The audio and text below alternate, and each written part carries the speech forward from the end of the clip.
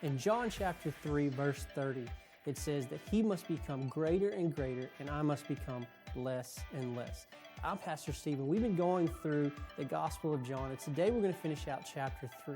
The last time we saw John the Baptist, he was introducing Jesus as the Lamb of God who takes away the sins of the world, the Messiah. Today we're going to find him doing much the same thing he was doing when we last saw him, baptizing people. Let me ask you a question. Do you like being the person in the spotlight or the person behind the scenes? We are all unique, every one of us. Some of us are like to be up front and in the limelight, being able for everybody to see what we're doing. Yet some of us like to stand behind the scenes, working, but not worried about getting the credit. When John the Baptist came on the scene, he made a huge impact. People came from all over to see him and to hear what he had to say.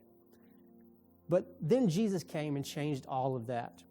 There was an argument that broke out one day as John the Baptist was baptizing, and his disciples, as we look in chapter 3, verses 22, it says at this time John the Baptist was baptizing, and there was a debate that broke out between John's disciples and some Jews over baptism. So John's disciples came to him and said, "Rabbi, the man you met on the other side of the Jordan, the one you identified as the Messiah, he is also baptizing people, and everybody is going to him." And there was this argument broke out whether the people should continue coming to John or should they go to Jesus to be baptized. When it comes to Jesus, we need to take a step back and let people truly see who Jesus is. And that's kind of where we're going to jump in today, is that verse, he must become greater and greater, and we must become less and less, should manifest itself in our lives. So let's kind of look at the issue in verse 22. It says, disciples of John were all worried that all the work that John did to this point to reach these people was slowly falling apart because people had left him and were flocking to Jesus.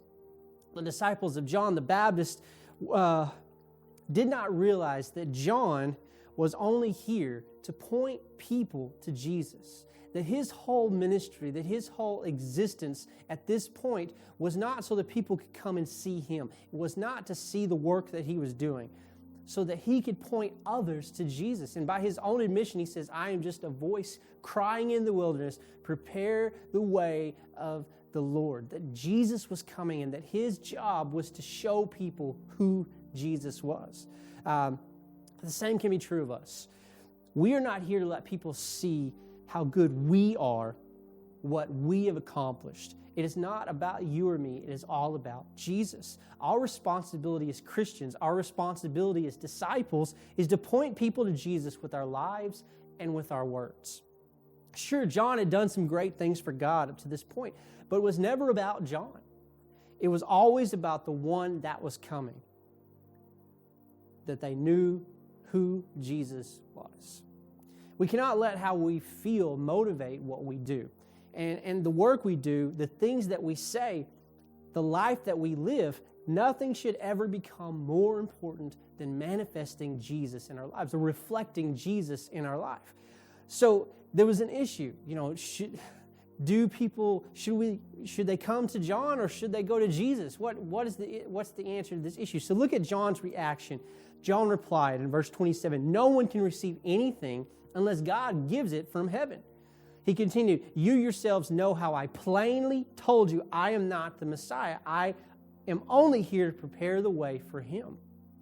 John then identified himself as the best man at Jesus' wedding. And what he was trying to say here, and if you read the rest of that part there, is that he is glad that Jesus is being successful. He is glad that Jesus is getting all the attention because it's Jesus' moment. It is not his.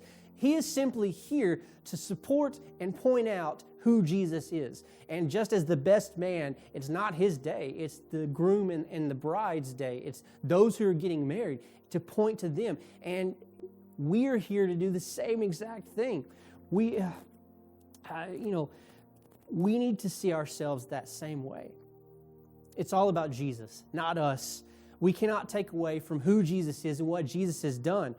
John was content to be filled with joy at the success of Jesus. Are you content to be at joy with the fame of Jesus? There was a saying when I was in high school growing up, and people would say it all the time, make Jesus famous. And that is kind of a mantra that we need to adopt ourselves, is that we need to make Jesus famous. We need to quit making ourselves famous, looking at how successful we can be, what I can say, what I can accomplish, what I can give, what I can contribute. It's not about you. It's not about me. It's all about Jesus and the work that He can do and has already done on the cross. See, we need to take more joy in hearing that Jesus is changing the lives of people than we do when we do something for God. It's almost as if we do something for God. We think people need to come and pat us on the back that we're doing amazing things for God, impacting for the kingdom.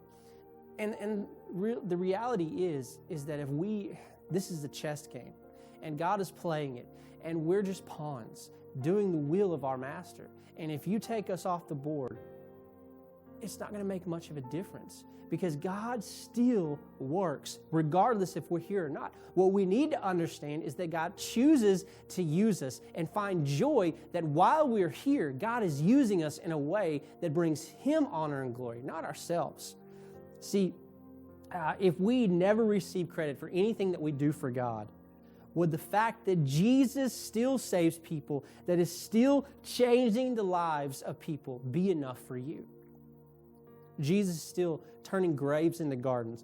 He's still turning bones into armies, the dead into living, breathing, walking miracles. Is that enough for you?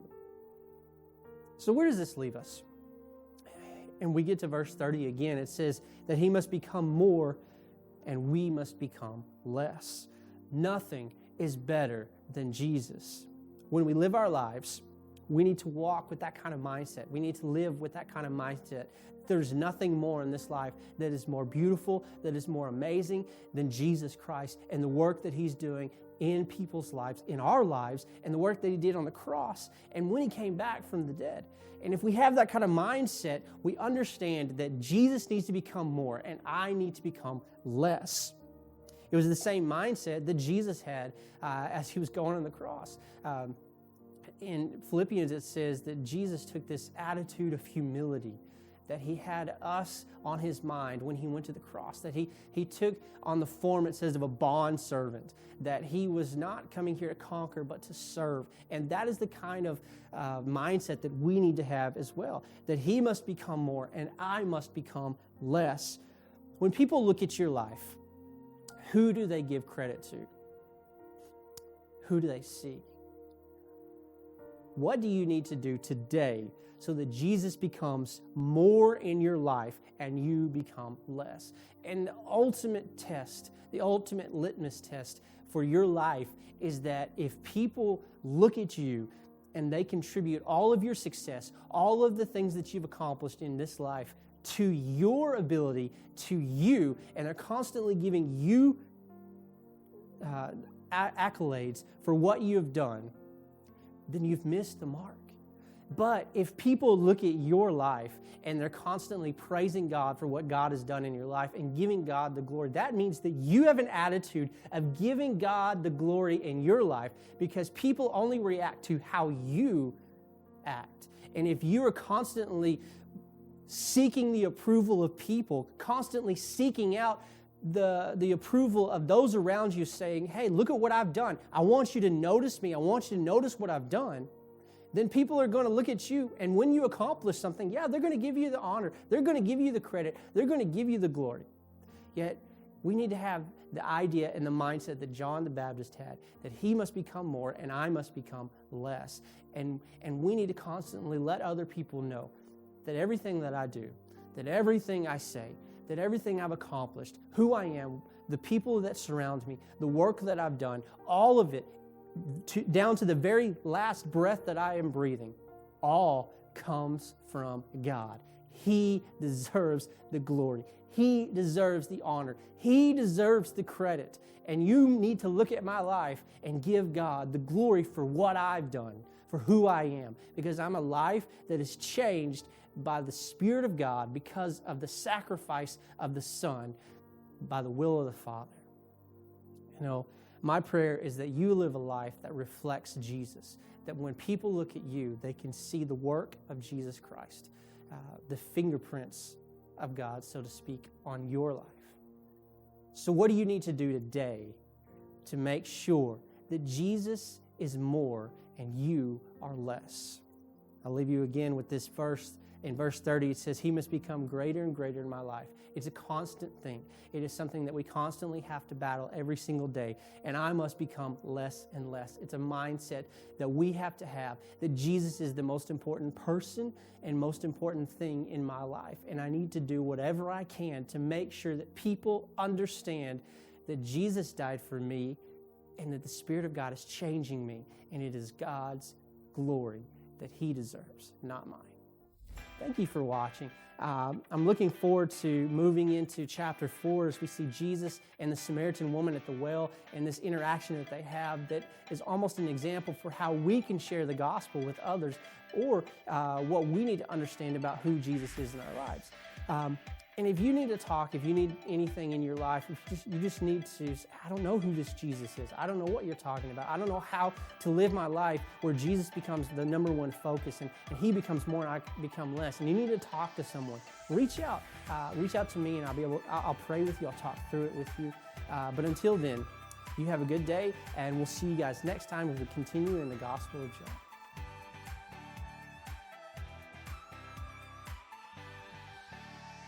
I'm Pastor Stephen, student pastor here at First Landmark Baptist Church. If you enjoyed this video, make sure to subscribe to our channel. You can find more videos just like this one or others by Pastor Terry. You can even find live worship from First Landmark Baptist Church. If you would like to get in contact with us, send us a message and we'd be sure to just share with you the good news about Jesus Christ or how to get involved with our church or our student ministry in any way.